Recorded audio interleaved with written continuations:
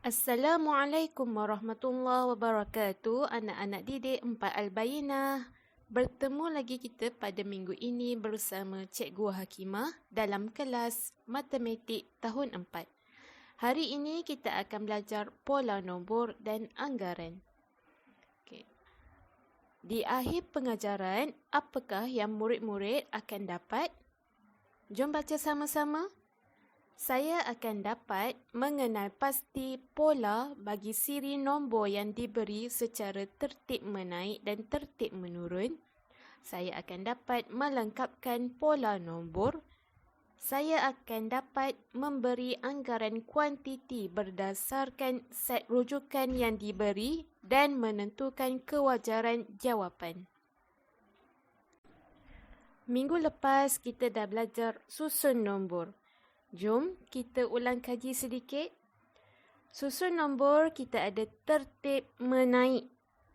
Tertib menaik daripada nombor kecil ke besar. Macam kamu naik tangga daripada kecil ke besar.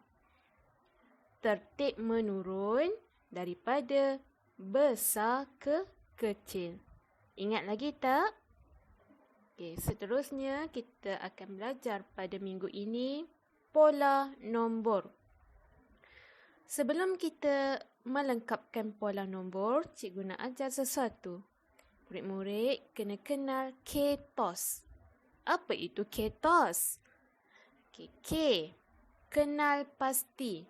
Kenal pasti sama ada tertib menaik atau tertib menurun. Kenal pasti sama ada nombor yang diberi itu ialah tertib menaik atau tertib menurun. Tolakkan. Selepas kita bandingkan nombor, kita akan tolakkan nombor untuk kita mencari perbezaan. Okey, kejap lagi kita buat contoh, murid-murid boleh lihat apakah itu tolakan. Dan yang terakhir, selesaikan. Kita selesaikan. Kita boleh tahu pola nombor ini tertib menaik berapa-berapa. Okay, jom kita buat contoh. Diberi set nombor seperti di dalam gambar. Okay. Pertama sekali kita nak kena kenal pasti sama ada tertib menaik atau tertib menurun. 28,010, 28,016. 28,022, 28,028. Nombor ini semakin besar. Daripada kecil ke besar itu ialah tertib menaik. Kemudian kita pergi ke tolakkan. Sebelum tolakkan, kita lihat dulu, kita bandingkan dulu. Kita perlu bandingkan jiran. Maksudnya nombor yang berada di sebelah, bersebelahan. Tak boleh jauh-jauh, kena sebelah. Okey, cikgu nak bandingkan nombor yang pertama dengan nombor yang kedua. Cuba lihat 28,010 dan 28,016. Di tempat puluh ribu, ribu dan ratus, nombornya sama.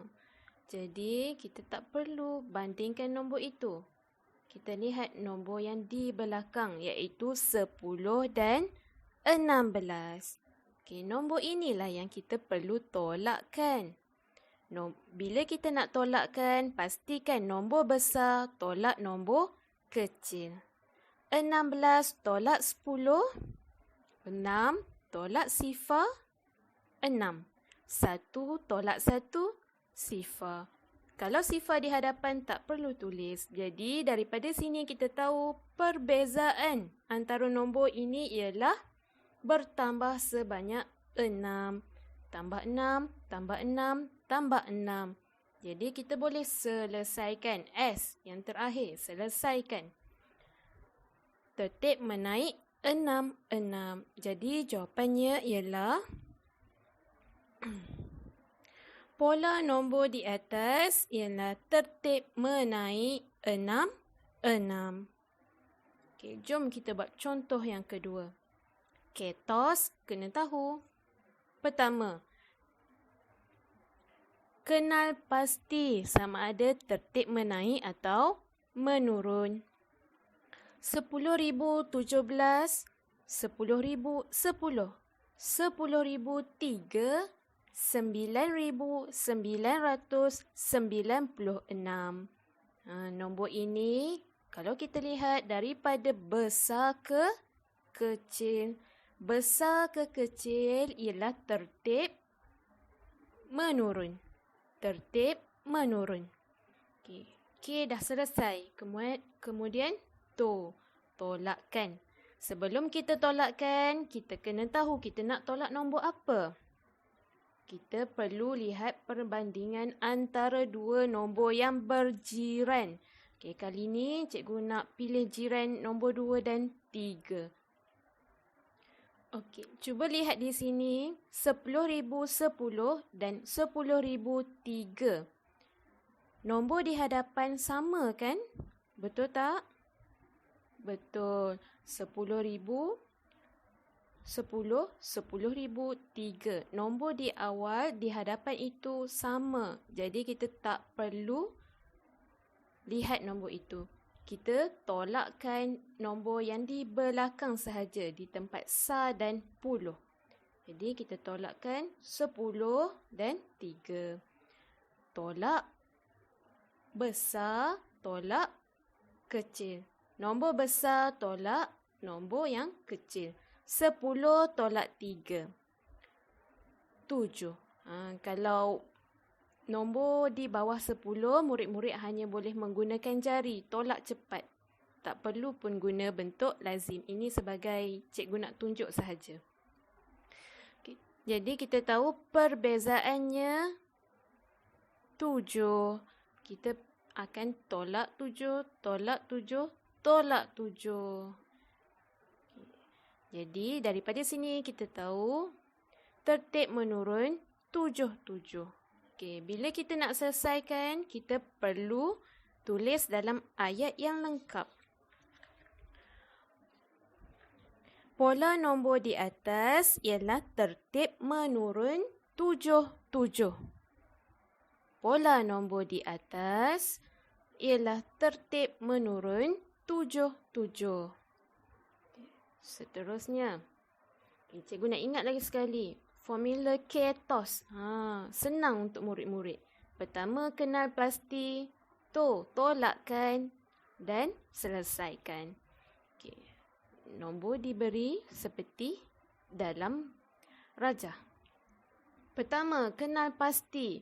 20,730, 30,730, 40,730, 50,730. Kita kenal pasti dulu sama ada tertib menaik atau menurun.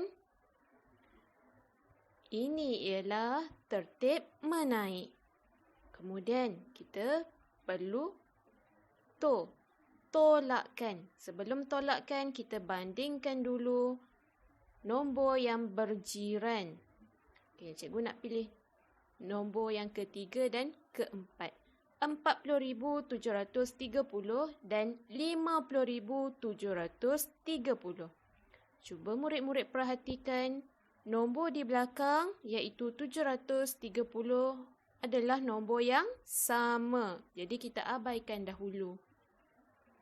Jadi kita melihat perbezaan antara 40. Ya ke 40? Tak, ingat ya, ini ialah tempat 10,000. Jadi nilai dia ialah 40,000 dan 50,000. Nombor besar tolak nombor kecil.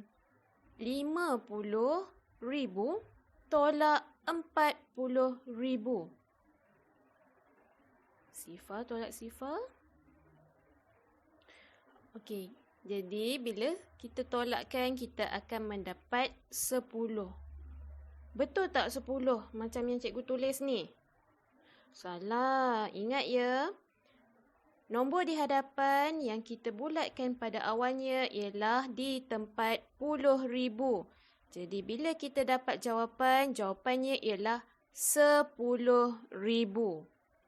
Okay, jadi nombor ini menaik 10,000, 10,000. Pola nombor di atas ialah tertib menaik 10,000, 10,000. Okay, cikgu ingatkan lagi sekali, bentuk lazim cikgu hanya buat 50 tolak 40 untuk memudahkan, pendekkan sahaja. Tetapi cikgu harap murid-murid tak keliru. Jawapan di bawah kita dapat 10, tapi kena ingat 10 itu di tempat apa? Tempat puluh ribu. Bermakna perbezaannya ialah 10,000, 10,000. Bukan 10 sahaja. Okey. Seterusnya. Okey. Kalau tadi kita hanya mencari pola nombor, kita nak tahu perbezaan dia sebanyak berapa. Tapi kali ini soalan yang diberi, kita nak cari pola nombor dan kita nak tahu jawapan yang hilang ini. Sama juga ketos, kita kena kenal pasti dahulu sama ada tertib menaik atau menurun. 88,275, 87,275, 85,275. Jadi daripada sini kita boleh lihat ini ialah tertib menurun. Kenapa menurun? Nombornya semakin kecil. Okay. Kita akan pergi kepada to. Ketos, K dah, to pula. Tolakkan. Kita nak tolak apa? Mesti tolak nombor yang berjiran. Sebelah-sebelah. Jadi satu-satunya nombor yang berjiran di sini ialah nombor yang pertama dan kedua. Jika dilihat di sini, 275 sama. Betul tak? Betul. Jadi kita boleh abaikan dahulu. Kita ambil nombor di hadapan. 88 dan 87. Okey, 8 di hadapan pun sama. Yang tak sama hanya di tempat ribu. Okey, 8 dan 7. Ya ke 8 dan 7? Tak, kena ingat ya tempat dia. 8 ini tempat ribu. Jadi, kita nak tolakkan. 8,000 tolak 7,000. Berapa perbezaannya? 8 tolak 7. 1. 1,000. Ribu tu jangan tinggal ya. Okey, kita akan nombor ini akan berkurang sebanyak 1,000. Jadi, okey dah selesai. Tu kita dah tahu perbezaannya ialah 1,000. Jadi kita selesaikan. Tertib menurun 1,000, 1,000. Pola nombor di atas ialah tertib menurun 1,000, 1,000. Okey, kita dah tahu. Sekarang kita boleh selesaikan nombor yang hilang ini. Okey.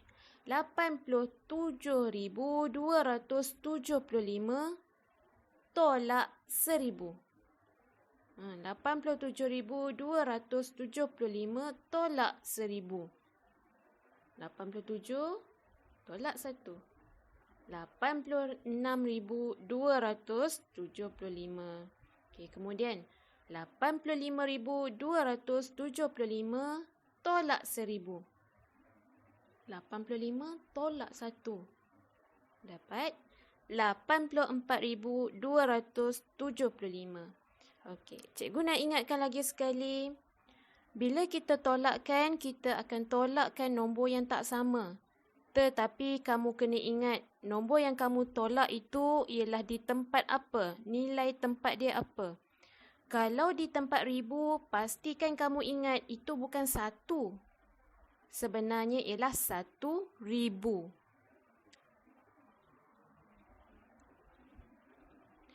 Seterusnya. Kita cuba lagi. Ketos. K. Kenal pasti tertib menaik atau menurun. 15,607, 15,707, 15,807. Nombor ini semakin besar. Jadi itu ialah tertib menaik.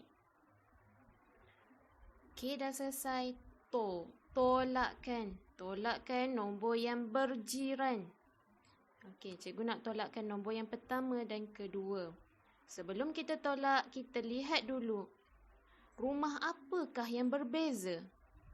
Rumah apakah yang berbeza? Okey. 10,000, 1 sama.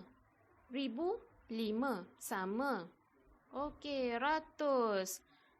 Nombor yang pertama 6. Nombor yang kedua, nilai ratus dia ialah 7. Okey, di belakang sifar 7.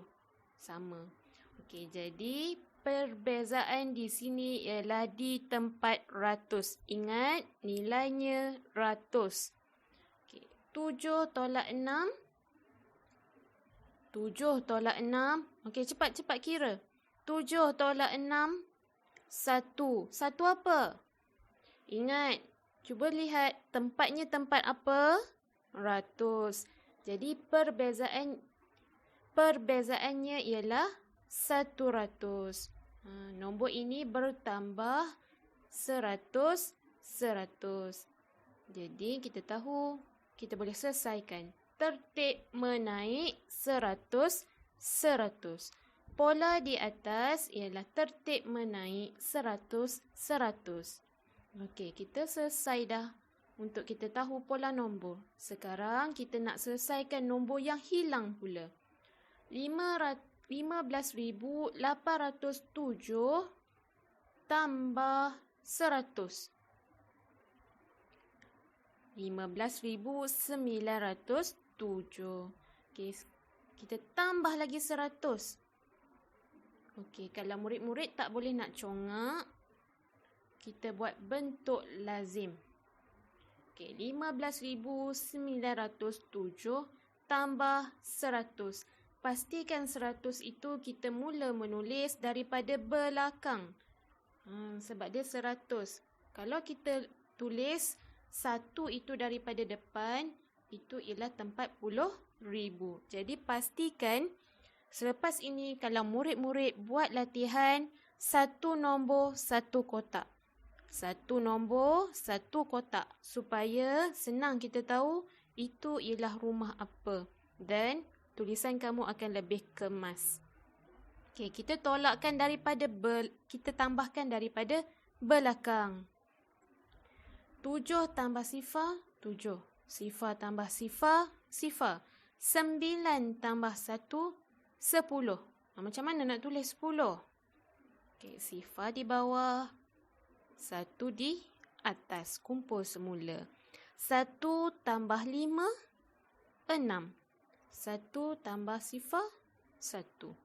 Jadi jawapannya ialah 16,007. 16,007. Senang kan? Bila kita dah tahu pola nombor, kita boleh mencari nombor yang hilang.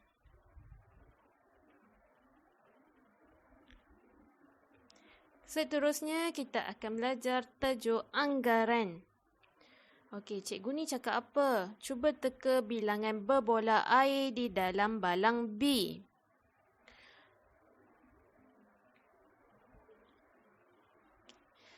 Okey, cikgu dah lukiskan gambar di bahagian tepi. A, balangnya penuh. B, balangnya separuh. Okay. A, balangnya ada 20,000 biji. B, ada berapa? Kita nak cari. Okay, kalau anggaran, kamu hanya boleh anggarkan sahaja. Lebih kurang sahaja. Jadi, bila kita balang B ialah separuh, itu bermakna kuantitinya akan kurang daripada 20,000 biji. Okey, separuh Maksudnya kurang daripada 20,000 biji. Kurang tu berapa? Agak-agak separuh daripada 20,000 biji tu berapa? 10,000 biji. Anggaran kita akan buat seperti ini. Kita anggarkan sahaja nombor yang hampir. Kemudian kita ada soalan yang kedua. Isi padu air di dalam kolam R dan T kurang daripada isi padu air di dalam kolam S. Tinggi kolam S hampir 4 kali tinggi kolam R. Tinggi kolam T lebih kurang 2 kali tinggi kolam R. Okey, cikgu lukiskan semula. Contohnya R ni tingginya 1. S tadi dia cakap 4 kali lebih. S ini tadi dia cakap tinggi kolam S hampir 4 kali tinggi kolam R. Maksudnya 4 kali R. 1, 2, 3, 4. Dan T lebih kurang 2 kali tinggi kolam R. Okey, 2 kali. 1, 2. Seperti inilah perumpamaannya. Okey. R isi padunya ada 4,000 liter. Kalau S berapa? Okey, kalau 1 4,000 tambah lagi. Tambah 4,000, tambah 4,000, tambah 4,000. Okey, murid-murid dah belajar darab kan? Untuk lebih mudah, kita juga boleh menggunakan darab. 4 darab 4,000 liter sama dengan 16,000 liter. 16,000 liter. Unit mesti ditulis ya. Okey, T. T tingginya 2 kali R. 4,000 tambah 4,000 liter. Ataupun dalam darab, kita boleh darabkan. 2 darab 4,000 liter sama dengan 8,000 liter. Jadi T ialah 8,000 liter. Okey, ini ialah anggarannya.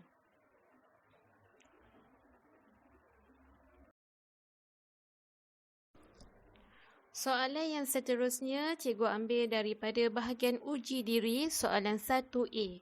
Okey, kejap lagi nak buat latihan. Jadi tengok betul-betul, dengar betul-betul dan fokus. Okey.